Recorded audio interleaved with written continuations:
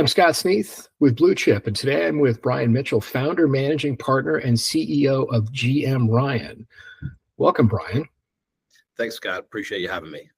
Yeah, so tell us a little bit about GM Ryan. What sort of firm is this? Sure. So GM Ryan is a professional services firm. We are a retained executive search firm. I started the company 19 and a half years ago, so almost 2 decades. We work with institutional investors, both private equity and venture capital, and their portfolio interests within technology verticals, but internet, AI, a lot of software sectors.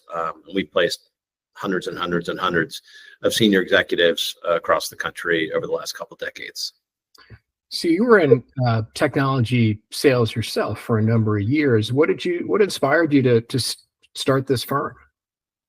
That's a good question. So for the first 12 years of my career, I was in increasing responsibilities of leadership within the telecommunications technology space. I was traveling like crazy. I had young kids. I was making good money, but just wasn't that enamored with a lot of the political environment that I was navigating, reporting to the CEO of a publicly traded company, and I just wasn't having that much fun. So I guess I had my midlife crisis early, examined a few different things to get into, and for a variety of reasons, ended up taking the entrepreneurial plunge to open up an executive search firm that nobody had ever heard of before. Tell me what's behind the name GM Ryan? So GM Ryan is really after family. My wife's name was Jean Marie, and all 3 of my daughters' middle names are Ryan. Awesome. I was curious about that. Thank you. Yeah. So, our student athletes, they're familiar with the concept of getting recruited, right? Because most all of them at some point in their high school careers were getting recruited to play a sport. But talk about the role of an executive recruiter and sort of help them understand what that means and, in terms that they'll get and relating it back to perhaps sports. Sure. Well, I would say it's very different. An executive recruiter really does not represent a candidate. So they recruit candidates, and they certainly will do. Anybody who has any longevity as an executive recruiter operates ethically and in the best interest of all parties involved. But the recruits do not pay the executive recruiters, the companies do. And that's a very important just understanding to note. The companies are looking to fill certain functions. Maybe it's somebody to run sales. Maybe it's somebody to run marketing, product, technology, finance, the entire company. Maybe it's a board member seat. And there are certain functions, roles that that company is looking to have that executive come in and execute. They're gonna solve something. They're gonna resolve something, take advantage of an opportunity, grow, whatever it might be. Yeah. The role of the executive recruiter is to represent the interests of that company and go out and search and find the most exceptional candidates and compel them to have an exploratory conversation initially with the executive recruiter and then subsequently with the hiring executive at XYZ company, whoever it might be. And that's ultimately kind of guide through the process of a series of conversations, interviews, formal, informal, there's testing and different things that kind of goes by, and that it could take a couple months, it could take a year. It takes a long time depending on the role in the company and the level of urgency. As it relates to sports, it's still a team environment. Companies are teams. So, looking to bring in somebody that's a superstar in whatever their capacity is as an accountant, as a rainmaker, in sales or business development or something like that. There are certainly people that have very proven track records. People that are first coming out of college do not. And so it's a much different experience when you're coming in to try and get in the door somewhere because you're less proven, even if you've been an exceptional athlete or an exceptional student. And those are winning attributes for a lot of companies that they'll weigh in on that and they'll give benefit of the doubt. But once you're out in the working world and you've had several years of experience, maybe even decades, then the measurability of somebody's impact is going to come from that performance versus say what they did athletically or collegiately. For sure. Yeah, and it sounds in some ways for a college team, if they're looking every year, they're looking to fill new roles, right? Whether it's a football team, a quarterback, or if it's a field hockey team, it might be a goalie, whatever it might be. But ultimately, your role is to work with those companies and find the best candidates to fit the company, the culture, what sort of performance they're looking for. So that makes a ton of sense. So for student athletes, for those that have really embraced the experience, really gotten very good at managing their time, given their commitments academically and athletically, are very self-motivated, disciplined, those sort of attributes. From your experience and sort of the landscape of opportunities out there, are there any particular roles that they tend to do better in or thrive in? Is it sales? Is it marketing? Is it cybersecurity? I don't know. Do you see any patterns from that standpoint? Honestly, no. I don't necessarily see a common denominator. Let's face it, everyone's different. So some people are good at math, some people are good at more conceptual studies like history or philosophy or something like that. So if somebody's analytical versus say conceptual, they're probably going to be better suited for different functions professionally. Someone who's conceptual is probably not going to be an accountant or an economist. So maybe that's suited for somebody that's more analytical.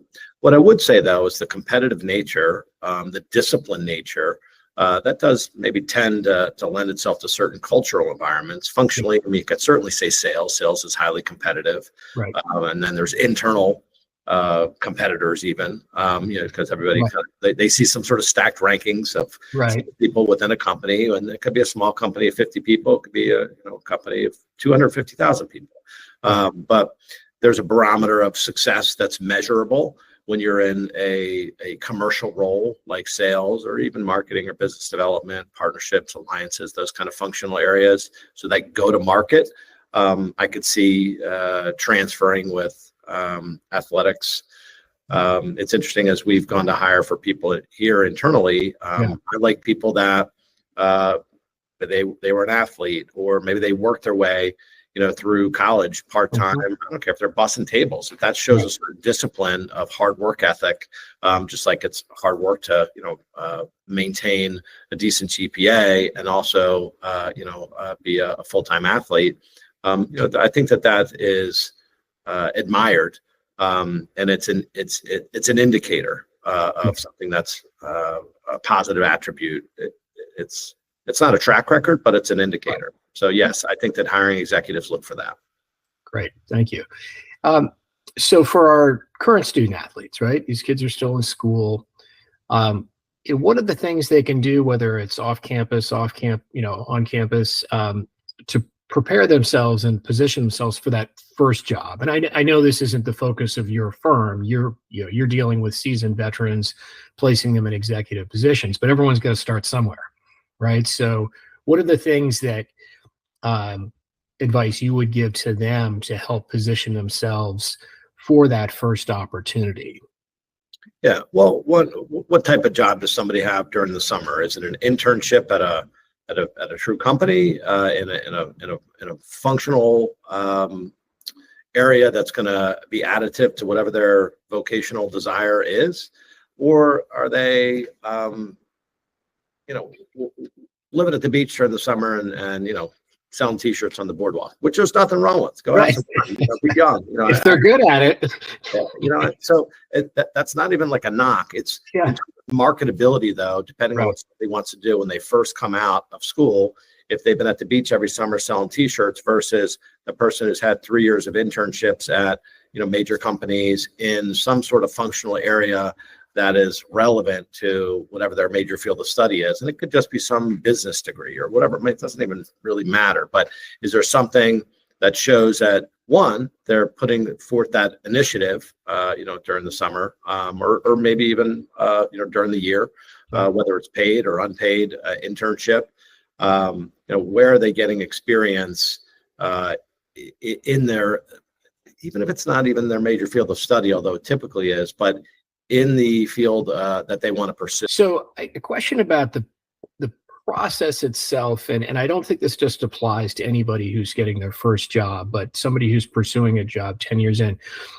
One of the things that I see is there's a bit of an expectation that if I send an email, somebody's going to get back to me when I'm looking for a job. And talk about the importance of follow-up and persistence, and what is that line between I don't want to bug them or they're persistent, right? And that may be a good attribute, because I often say how you look for a job is a demonstration of how you're going to do the job as well. Yeah, I think that's an excellent point, and I completely agree with you. And look, for somebody who doesn't have a job, their job is to go find their next job. And hopefully it's not just a job, right? Hopefully it is a career step.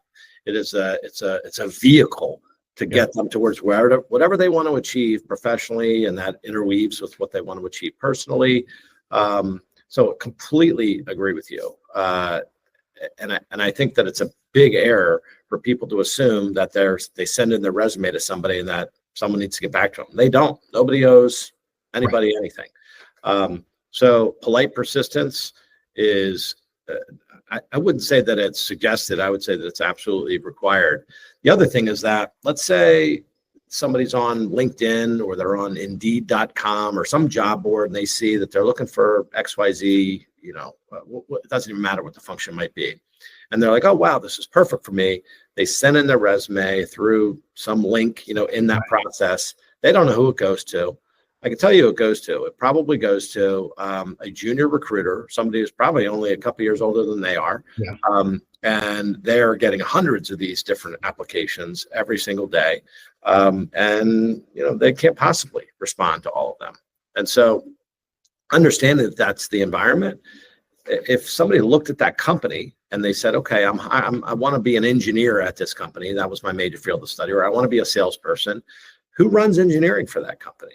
Who runs engineering in that region where somebody might be physically located, or sales, or whatever the function might be? It's not very hard to do a little bit of research and identify who these people are on LinkedIn. It's a phenomenal tool. And then to reach out to those people directly. That shows initiative as well. It makes you stand out. All of a sudden, you're not in this fray of hundreds of applicants. You're contacting a decision maker. And you're going to hopefully get their attention with a concise email. If you got to scroll down, it's too long. Something concise, certainly with all your contact information and with a resume, but something concise, to the point. Obviously, positive energy and articulate a few sentences, but get to that presumed decision maker and try and stand out. That alone makes you stand out. The effort, the initiative to do that. Most people don't do that, and they expect someone's going to call them back, and they shouldn't.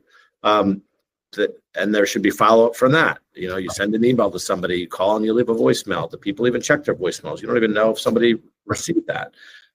Is there somebody else that that might be able to make an introduction to that person? Maybe there's some common connections that somebody has on LinkedIn or some other area of connectivity. So there's 100%. Would-be candidates, people that want to be considered to be candidates, should be assertive in their pursuit to get the attention of the actual decision maker.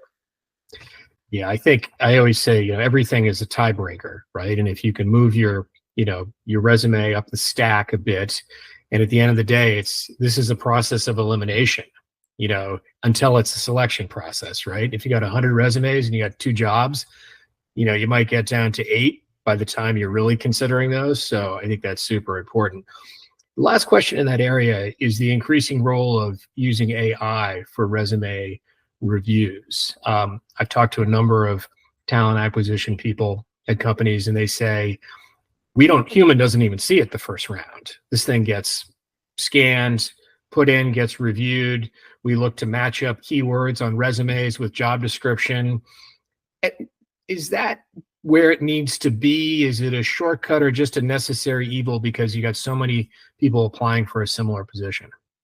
Yeah, so look, AI is here to stay, and as it relates to recruiting, it is a filter. They're looking for certain keywords, and if those keywords aren't on there, then they're probably not they're just gonna automatically disqualify those individuals. I think when people are coming out though for entry-level positions, there's only so much marketability that they have. Even if they've had a couple of summer internships, that's relevant. They work for anyway some company in some function that is maybe more marketable than the t-shirt experience. You could certainly populate keywords into a CV, into a resume, and I think that makes sense. But if the word is engineering, or it's sales, or it's pharmaceuticals, or whatever it might be, product leader, whatever it might be, that's probably going to come out anyway. You'd be shocked though of how many people will apply to roles that they have absolutely no relevance for whatsoever. We don't really even use job boards at all at this point. We don't post anything because it's just you get way too much riffraff, respectfully, that comes in, and it's just not a good use of time for that recruiter. So I don't know that there's anything that anyone can do to plan for or around AI. I think you want to ensure your keywords are in your CV, in your resume for sure. And I wouldn't look at it as a concern or even an advantage or a disadvantage, because it's just here to stay, and it's like another form of software. Right. That makes sense. So just, last question, any, closing thoughts for the BluChip, any closing thoughts for the BluChip student athletes? Well, I think that there is an advantage if somebody has been an athlete, even for a couple of years, let alone, 4 or more. It seems like with the COVID era now, but say someone has been, working, because that's really what it is. You're working full time while also going to school full time. I think that is an advantage. I think to lean on that though, as something that's defining for somebody when they're going to go into, again, the pharmaceutical industry or the automotive industry or whatever industry it might be and whatever function it might be, then that's only a bit of an advantage to get in the door. And from there, it's going to come down to the marketability, or I should say the impact that somebody's going to be able to have in their role. And it's going to be based on merit. And once the merit has been consistently performed, it's sustained, those people are going to have hopefully long, careers and very successful, and they'll continue to move up and take on more and more responsibilities. But I think illuminating the fact that it's been work and that it's taken discipline from a scheduling standpoint, just to carry the load of workload, both academically and athletically. I think to illuminate that is certainly prudent, but I wouldn't lean on it once you're actually in an interview and you're talking about what somebody's going to be able to do kind of moving forward once they're on board somewhere. Sure. No, it makes a lot of sense. I think it's something it's part of your history, it's part of your track record, but it needs to advance and move forward. Right? You can't lean on it forever. If those attributes come through and they apply themselves to the position you're in, and that's a good thing. Well, Brian, thank you for taking the time today. We really appreciate it. On behalf of BluChip, thank you very much, and have a wonderful day.